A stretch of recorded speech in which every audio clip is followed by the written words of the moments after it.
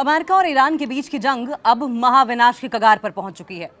अमेरिकी वायुसेना ने लगातार 10वें दिन और 10वीं रात भी ईरान के ठिकानों पर भीषण बमबारी की है। आसमान से बरसते बारूद के बीच वॉशिंगटन ने सीधे शब्दों में आखिरी चेतावनी दे दी है कि अगर ईरान अपनी हरकतों से बाज नहीं आया तो अंजाम इससे भी भयानक होगा। लेकिन ईरान भी झुकने को तैयार नहीं है। पलटवार करते हुए ईरान ने हॉर्मुज स्ट्रेट ऑफ हॉर्मुज में एक और विदेशी तेल टैंकर पर मिसाइलें दाग दी है। और इस आत्मघाती हमले से, इस आत्मघाती कदम के बाद पूरी दुनिया में हड़कंप मच गया है। सवाल बड़ा है, क्या ग्लोबल ट्रेड पूरी तरीके से ठप होने वाला है? क्योंकि इस महातनाव के चलते समुद्री व्यापार, मैरीटाइम ट्रेड बुरी तरीके से प्रभावित दिखाई दे रहा है। कच्चे तेल की कीमतें रॉकेट की तरह आसमान छूती नजर आ रही हैं और वैश्विक बाजार में, ग्लोबल मार्केट में तो हाहाकार मचा हुआ है।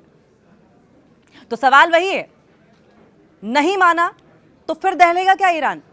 अमेरिका ने लगातार 10वें दिन बमबारी करने के बाद चेतावनी दी है। हॉर्मुज स्ट्रेट पर तनाव लगातार बढ़ता जा रहा है। अमेरिका ने ईरान पर लगातार 10वीं रात हवाई हमले किए, एयर स्ट्राइक की, जबकि ईरान ने एक तेल टैंकर पर हमला कर दिया। दोनों देशों के बीच लगातार टेंशन्स बढ़ती जा रही हैं। संघर्ष तेज होने की वजह से समुद्री व्यापार बुरी तरीके से प्रभावित दिखाई दे रहा है और इसके चलते कच्चे तेल की कीमतें और ज्यादा बढ़ गई हैं और वैश्विक बाजार में चिंता और बड़ी दिखाई दे रही है। लेकिन हॉर्मुज स्ट्रेट पर बढ़ते तनाव के बीच अमेरिका ने ईरान पर लगातार 10वीं रात हवाई हमले किए। अमेरिकी सेना का यह कहना है कि इन हमलों का मकसद ईरान की उन सैन्य ताकतों को कमजोर करना है जिनके जरिए वो हॉर्मुज से गुजरने वाले व्यापारिक जहाजों पर हमला कर रहा है। अमेरिकी सेंट्रल कमांड यानी सेंटकॉम ने यह बताया कि 20 जुलाई को रात 9 बजे अमेरिकी समय के हिसाब से एक और हवाई अभियान पूरा किया गया, यानी कि एक और बड़ी एयर स्ट्राइक ईरान पर की गई और इस दौरान ईरान के कई सैन्य कमांड सेंटर्स को, नौसैनिक ठिकानों को मिसाइलों और ड्रोनों से नेस्तनाबूद करने की कोशिश की गई। लॉन्च साइट और एयर डिफेंस सिस्टम को निशाना बनाया गया।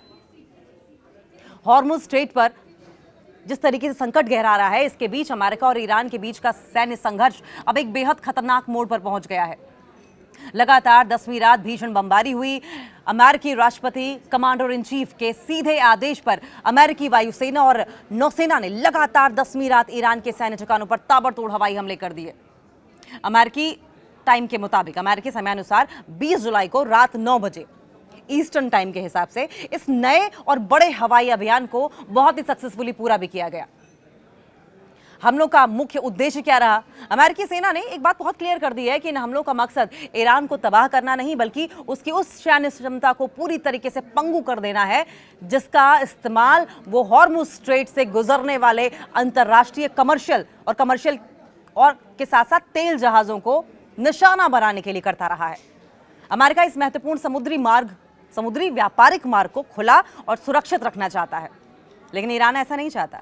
इन ठिकानों को निशाना बनाया गया। अमेरिकी सेंटकॉम ने, सेंट्रल कमांड की ओर से जो जानकारी दी गई, इस सटीक एयर स्ट्राइक में ईरान के कई महत्वपूर्ण और रणनीतिक ठिकानों को ध्वस्त कर दिया गया है। सैन्य कमांड सेंटर जिसमें से एक है जहां से ईरानी सेना, सैन्य कमांड सेंटर याद रखिए, जहां से ईरानी सेना अपने ऑपरेशंस को प्लान करती है, कंट्रोल करती है। अगर उस जगह को ही तबाह कर दे या टारगेट करे अमेरिका, तो सोचिए ईरान कितना कमजोर पड़ जाएगा। उसकी जड़ पे ही एक तरीके से वार कर दिया हो अमेरिका ने। नौसैनिक ठिकानों पर अटैक किया गया है, उसकी मैरीटाइम कैपेबिलिटीज को पंगु करने की कोशिश की गई। ईरान के वे समुद्री बेस जहां से व्यापारिक जहाजों को रोकने का या फिर उन पर कब्जा करने के लिए कार्रवाई की जाती है, उन पर अमेरिका ने अटैक किया। मिसाइल और ड्रोन लॉन्च साइट्स पर अटैक किया अमेरिका ने। ये वे ठिकाने हैं जहां से जहाजों और अमेरिकी ठिकानों पर आत्मघाती ड्रोन्स और मिसाइलें दागी जा रही थी। उसको डिस्ट्रॉय करने की अमेरिका की ओर से कोशिश की गई और इतना ही नहीं, एयर डिफेंस सिस्टम को भी अमेरिका ने डिस्ट्रॉय करने की कोशिश की। ईरान के वे सुरक्षा कवच, वे रेडार और एंटी एयरक्राफ्ट मिसाइलें जो अमेरिकी लड़ाकू विमानों को रोकने के लिए तैनात थे। तनाव बढ़ने का तत्कालिक कारण ये टकराव तब उग्र हो गया जब हाल ही में ईरान की ओर से किए गए हमलों में 3 अमेरिकी सैनिकों की मौत हो गई और कई अन्य बताए जा रहे हैं कि घायल हुए हैं, बुरी तरीके से घायल हुए हैं। और इसके बाद अमेरिकी प्रशासन ने कड़ी चेतावनी देते हुए ईरान के खिलाफ अपनी सैन्य कार्रवाई को और ज्यादा आक्रामक और ज्यादा व्यापक बना दिया है। वैश्विक बाजार पर इसका क्या असर हो रहा है? हॉर्मुज स्ट्रेट दुनिया का सबसे महत्वपूर्ण ऑयल चेक पॉइंट, जहां से वैश्विक कच्चे तेल का एक बहुत बड़ा हिस्सा वहां से गुजरता है। दोनों देशों के इस आर पार के युद्ध के चलते समुद्री व्यापार पूरी तरीके से ठप होने की कगार पर पहुंच गया है, जिसके कारण अंतर्राष्ट्रीय बाजार में कच्चे तेल की, क्रूड ऑयल की कीमतें $91 प्रति बैरल के पार पहुंच चुकी हैं, जिसके बढ़ने का अभी भी, इसकी कीमतों में इजाफा होने का अभी भी अंदेशा जताया जा रहा है। और कुछ लोग तो तय मान रहे हैं कि हाँ ऐसा होगा और जिसका असर पूरी दुनिया पे दिखाई देगा। अमेरिका का ये कहना है कि इन हमलों से ईरान की हमला करने की क्षमता कम होगी और हॉर्मुज से गुजरने वाले जहाजों की सुरक्षा बढ़ेगी। सेंटकॉम के मुताबिक मई की शुरुआत से अब तक अमेरिकी सेना ने करीब 900 व्यापारिक जहाजों और 45 करोड़ बैरल कच्चे तेल की सुरक्षित आवाजाही में मदद की है। अमेरिकी सेना ने कहा कि उसके सैनिक पूरी तरीके से तैयार हैं और अगर ईरान ने नागरिक जहाजों पर हमला जारी रखा तो उसे इसका जवाब भी दिया जाएगा, मुंहतोड़ जवाब दिया जाएगा। ईरान ने तेल टैंकर को निशाना बनाया है। ऐसा नहीं कि अगर अमेरिका अटैक कर रहा है तो रिटेलिएट या काउंटर अटैक ईरान की ओर से नहीं हो रहा है। लगातार 10 रात तक हवाई हमले करने के बाद भी ईरान ने हॉर्मुज पर अपना दबाव कम नहीं किया है। और आज की सुबह की अगर बात करें तो ईरान ने हॉर्मुज स्ट्रेट में एक तेल टैंकर पर हमला कर दिया। हमले के बाद जहाज में क्रू मेंबर्स को अपनी जान बचाने के लिए जहाज छोड़ना पड़ा। अमेरिका और ईरान के बीच तनाव फिर से बड़े युद्ध की तरफ बढ़ता हुआ दिखाई दे रहा है और इसी बीच ईरान के गृहमंत्री बातचीत के लिए पाकिस्तान पहुंचे हैं। पाकिस्तान इस विवाद में मध्यस्थ की भूमिका निभा रहा है। हालांकि अभी ये साफ नहीं है कि कोई नया समझौता हो पाएगा या नहीं हो पाएगा। अमेरिका के हमलों का बेअसर होना, अमेरिकी सेंट्रल कमांड यानी कि सेंटकॉम द्वारा लगातार 10 रातों तक ईरान के मिसाइल और ड्रोन सेंटर्स पर भीषण बमबारी की गई। इसके बावजूद ईरान के हौसले पस्त नहीं हुए हैं। ईरान ने हॉर्मुज स्ट्रेट यानी कि स्ट्रेट ऑफ हॉर्मुज पर अपना सैन्य दबाव कम करने की बजाय और ज्यादा बढ़ा दिया है।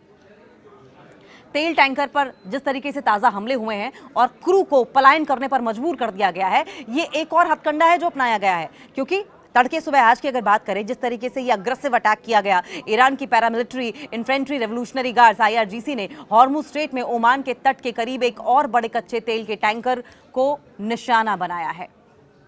जान बचाकर भागो, क्रू मेंबर से कहते हुए सुनाई दिया। यह हमला इतना भीषण था कि जहाज पर गंभीर खतरा पैदा हो गया। ब्रिटिश मिलिट्री की एजेंसी UKMTO के मुताबिक जहाज के सभी क्रू मेंबर्स को अपनी जान बचाने के लिए तुरंत जहाज छोड़ना पड़ा। बड़े वैश्विक युद्ध की आहट है ये क्या? ये सबसे बड़ा सवाल है कि क्या वर्ल्ड वॉर होने वाला है? क्या फुल स्केल वॉर होगी? इस ताजा हमले से, इस लेटेस्ट अटैक से और इस लेटेस्ट अटैक के बाद अमेरिका और ईरान के बीच का संघर्ष अब सीधे एक पूर्ण रूप के युद्ध में तब्दील होता दिखाई दे रहा है। एक फुल स्केल वॉर क्या होने वाली है? ईरान ने खुले तौर पर बयान दिया है कि वो अमेरिका के साथ पूरी तरीके से युद्ध की स्थिति में है और जब तक ये तनाव रहेगा वो हॉर्मुज स्ट्रेट से तेल का एक भी कतरा एक्सपोर्ट नहीं होने देगा, तेल का एक भी कतरा बाहर नहीं जाने देगा। लेकिन पाकिस्तान की मीडिएशन का क्या हुआ? उसकी कूटनीति का क्या हुआ? इस बारूदी संकट के बीच शांति की आखिरी उम्मीद के तौर पर कूटनीति के प्रयास भी तेज हो रहे हैं। पाकिस्तान आगे आगे दौड़ा दिखाई दे रहा है। पाकिस्तानी दौरा हुआ। ईरान के नवनियुक्त गृह मंत्री इंटीरियर मिनिस्टर इस्कंदर मोमेनी ने एक उच्च स्तरीय प्रतिनिधिमंडल के साथ बातचीत के लिए इस्लामाबाद पाकिस्तान पहुंचकर बातचीत की कोशिश की।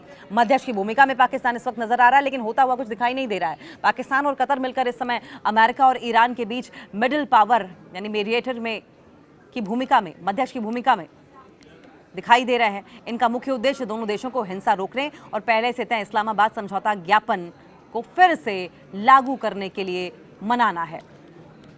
और सिर्फ इतना ही नहीं, अनिश्चितता, अनसर्टेनिटी इस वक्त बहुत ज़्यादा हावी है। हालांकि ईरान के अंदर बैठे कट्टरपंथी और जो हार्डलाइनर्स हैं, उनके विरोध और समुद्र में लगातार हो रहे हमलों के कारण ये साफ नहीं है कि पाकिस्तान इस विवाद को सुलझाने में कामयाब हो पाएगा या नहीं हो पाएगा।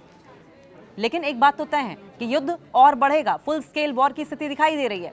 वैश्विक बाजार में इसका अगर तत्कालिक असर देखा जाए तो हॉर्मुज स्ट्रेट दुनिया का सबसे बड़ा एनर्जी रूट है, जहां से दुनिया का 25% तेल व्यापार होता है। और इस रास्ते को पूरी तरीके से ब्लॉक कर देना या ब्लॉक होने और जहाजों पर लगातार हमलों से वैश्विक चिंता चरम पर है, जिसके कारण अंतर्राष्ट्रीय बाजार में ब्रेंट क्रूड यानी कि कच्चा तेल, इसकी कीमतें $91 प्रति बैरल के पार पहुंच गई हैं, जो पिछले कई महीनों से सबसे ज्यादा है।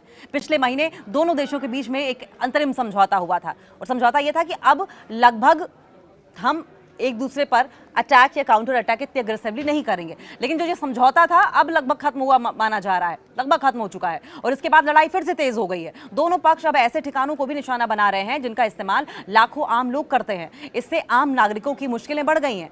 कच्चे तेल की कीमतों में उछाल आ गया है। इस तनाव का असर तेल बाजार पर भी पड़ा है। ब्रेंट क्रूड का भाव $88 प्रति बैरल के ऊपर पहुंच गया है। वहीं अमेरिका में पेट्रोल की औसत कीमत $4 प्रति गैलन हो गई है। इससे महंगाई बढ़ने का खतरा है और अमेरिका में इस साल होने वाले मिड टर्म चुनाव से पहले ट्रंप प्रशासन पर भी दबाव बढ़ गया है।